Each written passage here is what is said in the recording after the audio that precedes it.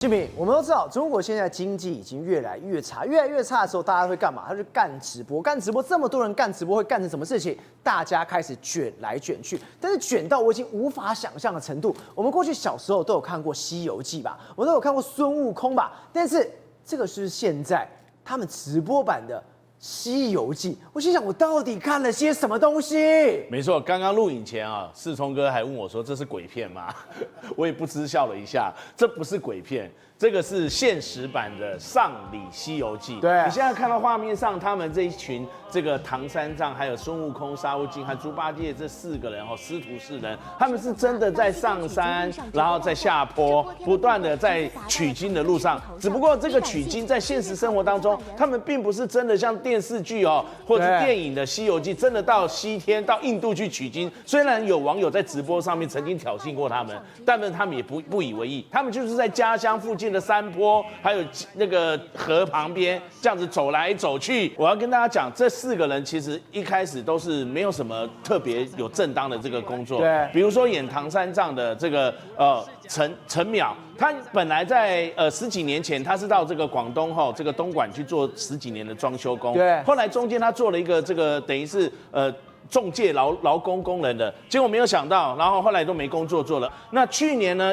去年5、6月，他閒在家裡面，有一天就想起來，那我何不找我這個從小一起長大的幾個好朋友，对，來一起跟我扮演《西遊記》。一個是我演唐三藏，你演豬八戒，對，41歲的他演沙悟淨，41歲的陳淼他就演唐三藏，然後他的好朋友呢，跟他这個同年紀的這個陳科龍呢，做過伐木工，後來這2年也是沒什麼工作可做。好，那你扮演沙悟淨剛剛好。那年紀比較小的一點的35歲的這個陳科棟呢，以前他是跑零工的，對，就最近也這1、2年也是沒什麼工作做，那就把他找來演這個豬八戒，然後戴上一些乳膠，好，然後一些這個面具，然後這個孫悟空的角色就留給他自己的大兒，他的兒子18歲的陳琳來演。那陳琳平常沉默寡言，也是在家裡沒工作，國中畢業之後就沒事做。這太慘了，他說初中畢業之後就沒在讀書，沒在讀書，也沒有出去幹活，沒有活可以幹。在我們這邊就是講啃老嘛，對，那就跟着一起拍視頻。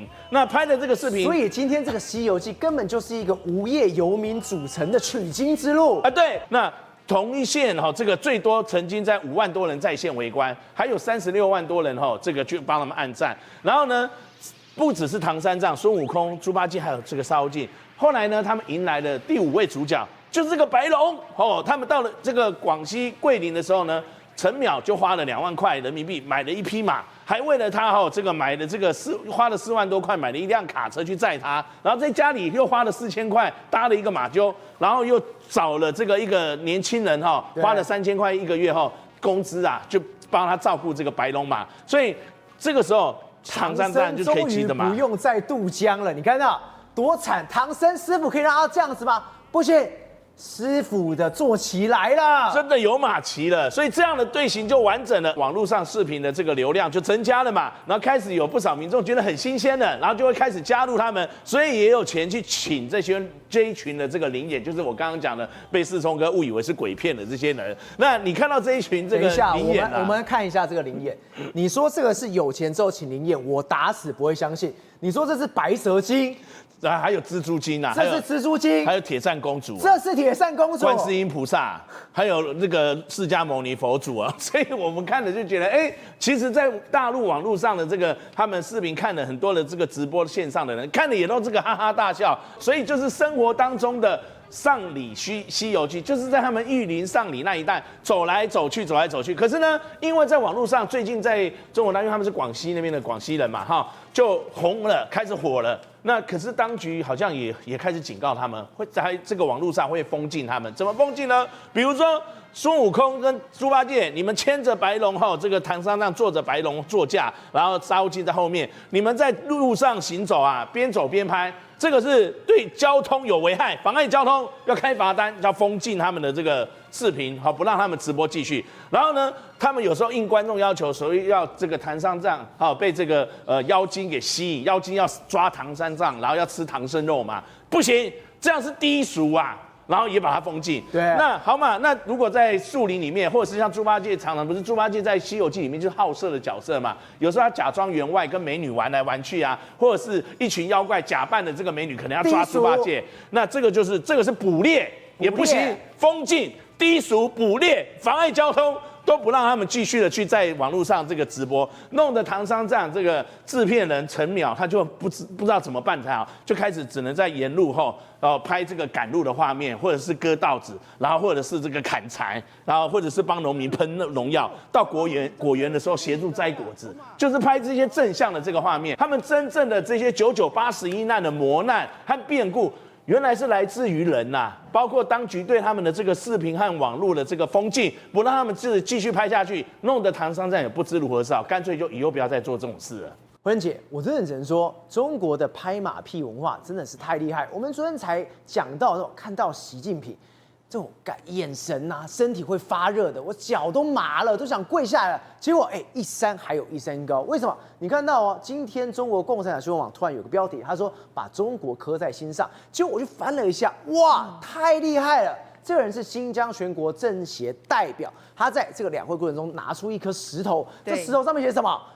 第一個寫中國，背面什麼？是忠誠，這是我們的忠誠。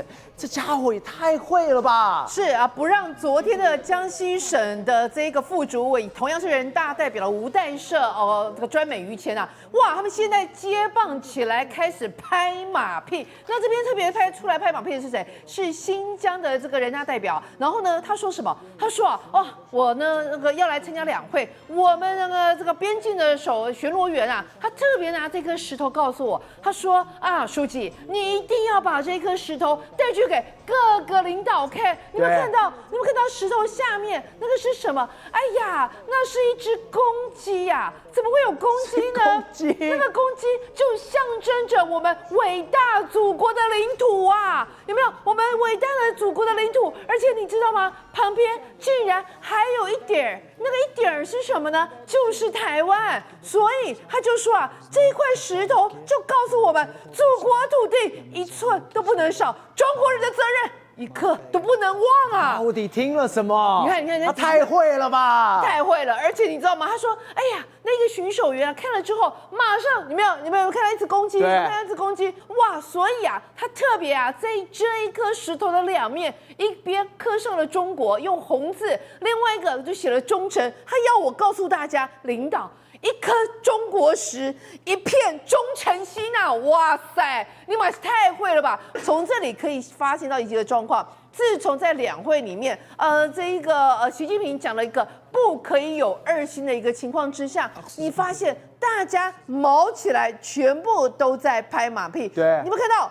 發言過後，會場響起熱烈而持久的掌聲，大家震驚了，太感人了，真的太感人了，這一定要拍，而且我不拍會殺頭的。是，而且我覺得大家毛起來拍，講說太厲害了，這個拍馬屁拍到這個極限，真的是讓人家沒有辦法一個高標杆啊，沒有辦法追上。然後後面這篇文章寫得非常惡心。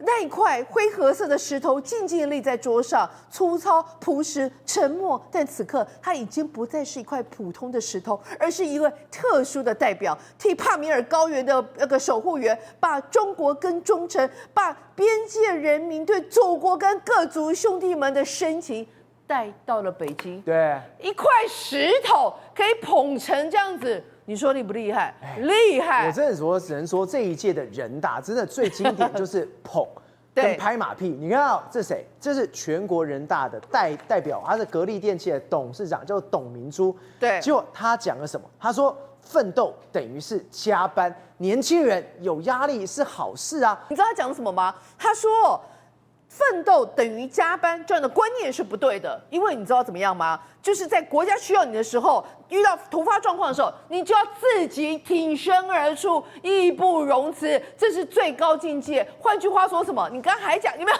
是不是？你還要加班？加班是代表公司還要付錢。他的意思是，當公司需要你的時候，你就要義無反顧，自己跑來公司，完全不要錢。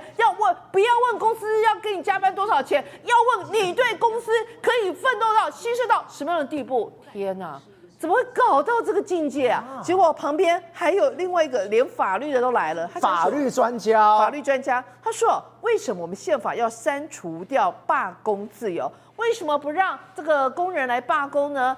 大家都說我們共產黨這個勞動起家、農民起家的，我告訴你們，因為現在這個勞工階層已經當家做主了。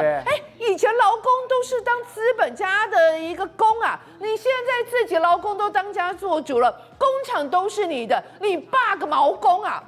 哇塞，這是神邏輯耶！神邏輯，而且你有沒有發現，現在已經從官員開始變成企業家，變成法律專家，大家一棒接一棒，不斷的拍馬屁，所以現在很可怕。馬年拍馬屁好像是變成中國特行的一種文化。